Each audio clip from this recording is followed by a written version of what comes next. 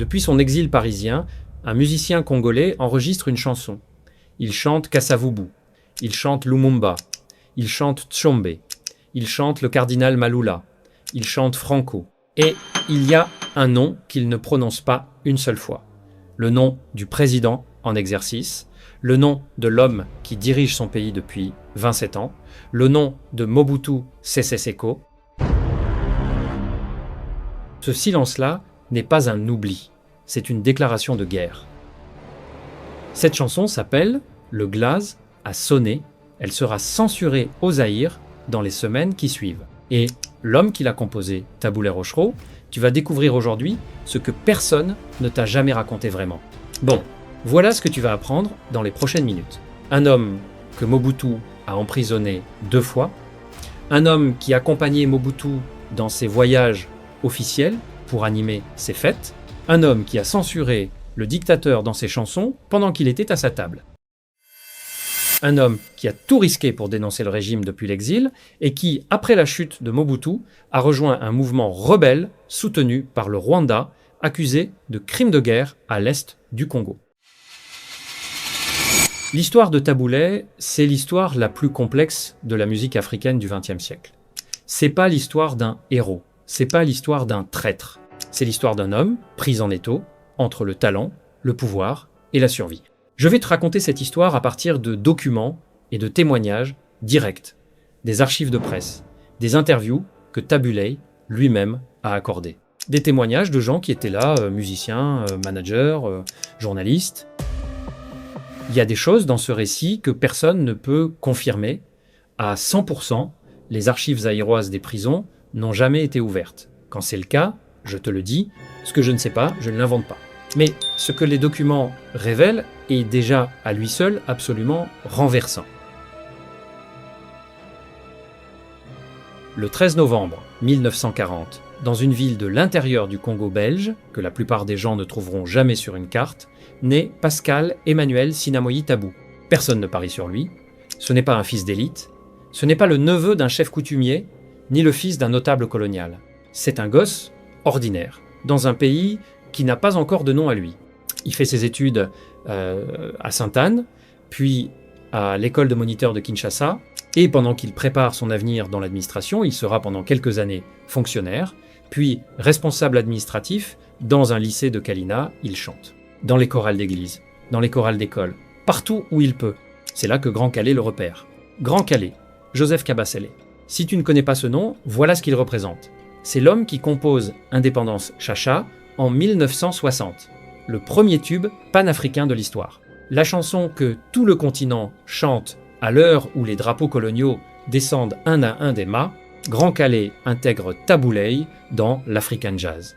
Et là, quelque chose se passe. Ce jeune homme comprend vite que la musique n'est pas un divertissement, c'est un outil de pouvoir. Il l'apprend de la meilleure façon possible en regardant comment le pouvoir tente de l'acheter. Voici ce que Taboulé lui-même confie à un journaliste en 1989 lors d'une interview accordée à Paris. À la mort de Lumumba en 1961, les orchestres congolais se retrouvent orphelins politiquement. Et dans ce vide, chaque groupe musical se cherche un parrain. L'African Fiesta Vita, le groupe de Taboulé à l'époque, est présidé par Roger Izeidi, un homme proche du groupe de Binza. Ces 6 hommes, Bomboko, Nendaka, Mobutu, Kandolo, Moleka, Ndele, qui contrôlent de fait le Congo dans les années qui suivent l'indépendance. L'Ok Jazz de Franco, lui, reçoit de l'argent de Moïse Tshombe. Le « pour service rendu » est une expression que Taboulé lui-même utilise pour décrire la situation. Tshombe, pour mémoire, est le président de la sécession katangaise, suspecté d'être directement impliqué dans l'assassinat de Lumumba. Et Taboulé, dans ce jeu de chaises musicales politiques, se retrouve dans une position inconfortable. Il est lumumbiste. Il le dira toute sa vie.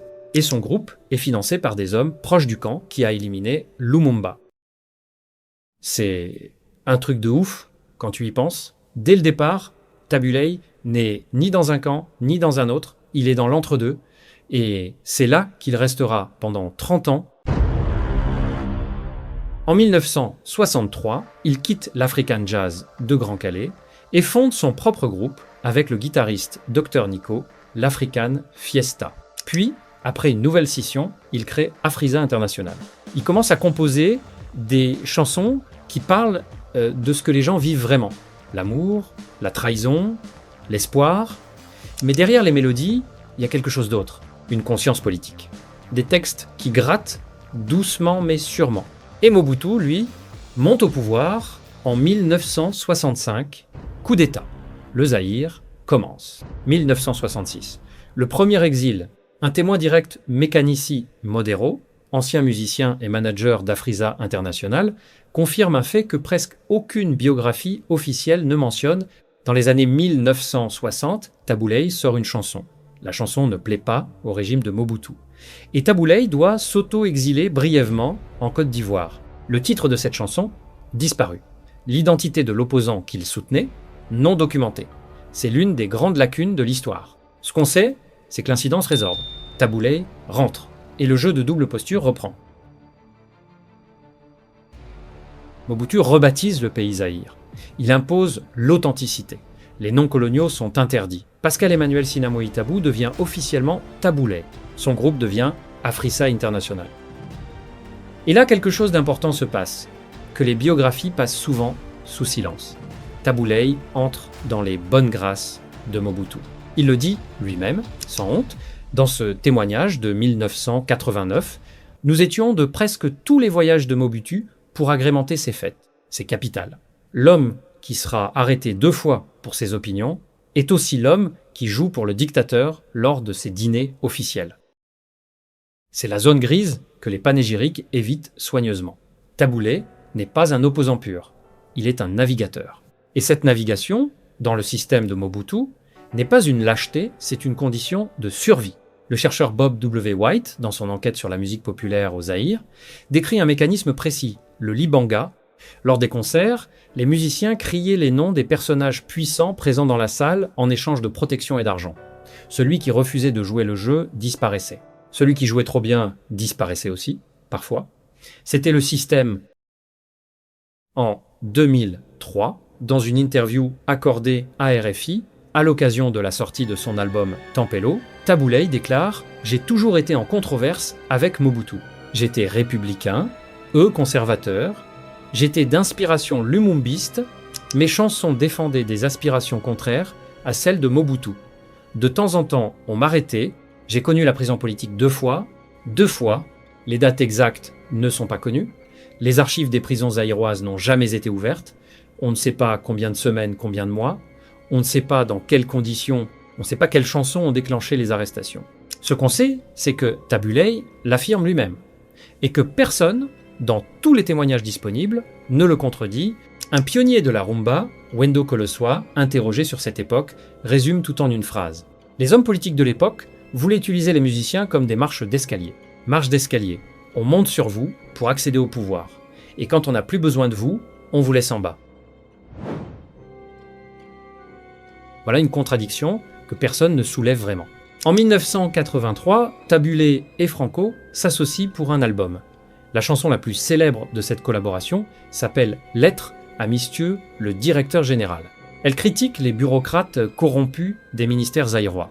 Beaucoup l'interprètent comme une critique indirecte du régime de Mobutu lui-même.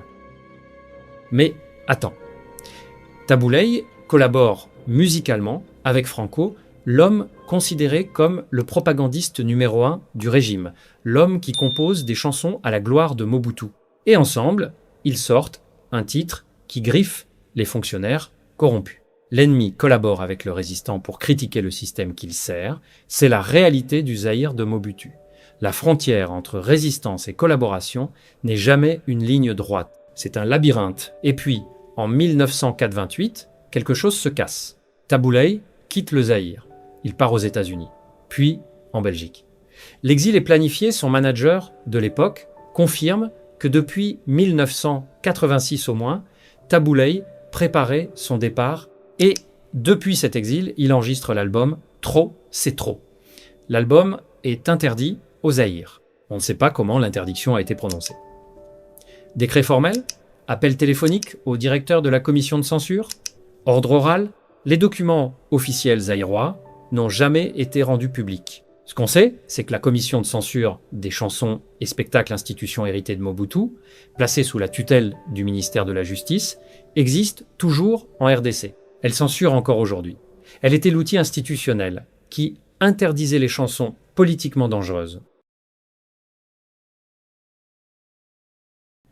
L'acte de résistance le plus audacieux. Depuis Paris, Taboulé enregistre l'album Exil-les. Et dans cet album, il y a 7 chansons. Le glace a sonné. Il chante la colonisation. Il chante les dirigeants qui se sont entredéchirés pendant que le peuple mourait de faim. Il chante les hôpitaux qui n'ont plus de médicaments. Il chante les enfants qui ne peuvent pas aller à l'école. Il chante la richesse naturelle d'un pays qui reste pauvre. Et au milieu de ce requiem pour le Congo, il appelle par leur nom les grandes figures du pays. Kasavubu, Lumumba, Bolikango, Tshombe, le cardinal Malula, Simon Kimbangu, Grand Calais, Franco Luambo. Mobutu, zéro, silence total.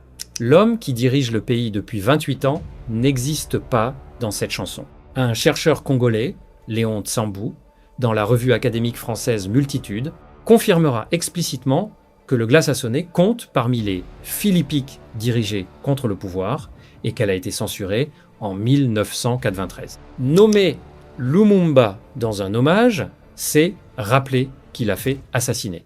Ne pas nommer Mobutu, c'est lui dire « tu n'es pas digne d'entrer dans l'histoire ». Dans le Zaïre de 1993, ça, c'est un acte de guerre. Taboulé rentre au Congo après la chute de Mobutu en 1997. Et là, quelque chose se passe que beaucoup ont du mal à regarder en face. Il rejoint le RCD, le Rassemblement congolais pour la démocratie, un mouvement rebelle soutenu par le Rwanda et l'Ouganda. Un mouvement qui sera rendu responsable de crimes de guerre à l'est du Congo. Un mouvement que les Congolais du Kivu ont vécu comme une occupation étrangère. L'homme qui a refusé de chanter le nom de Mobutu, l'homme qui a été emprisonné 2 fois, l'homme qui a chanté depuis Paris que les dirigeants ne méritent pas leur pays, cet homme-là rejoint un mouvement que d'autres Congolais vivent comme un autre type d'oppression. Est-ce une contradiction ? Oui. Est-ce une trahison ? C'est trop simple. Taboulé, à son retour, comme beaucoup d'opposants de l'ère Mobutu, navigue dans les alliances complexes de la transition congolaise post 1997. Il n'est pas le seul, il sera député, vice-gouverneur de Kinshasa. Il crée un parti, la Force du Peuple. Et en 2008, un AVC le fait tomber. Il ne s'en remettra jamais vraiment. Il meurt à Bruxelles le 30 novembre 2013. L'histoire de Taboulé Rochereau, c'est l'histoire d'un artiste qui a compris que sous une dictature, la résistance pure n'existe pas. L'histoire de Taboulé, c'est aussi l'histoire d'un continent entier qui a appris que choisir entre collaborer et mourir n'est pas un choix moral, c'est un choix de survie. L'histoire de Taboulé, c'est enfin l'histoire de ce silence dans le glace a sonné. Ce nom absent qui résonne plus fort que tous les discours politiques réunis. Parfois, ce qu'un artiste refuse de dire en dit plus long sur le pouvoir que tout ce qu'il dit.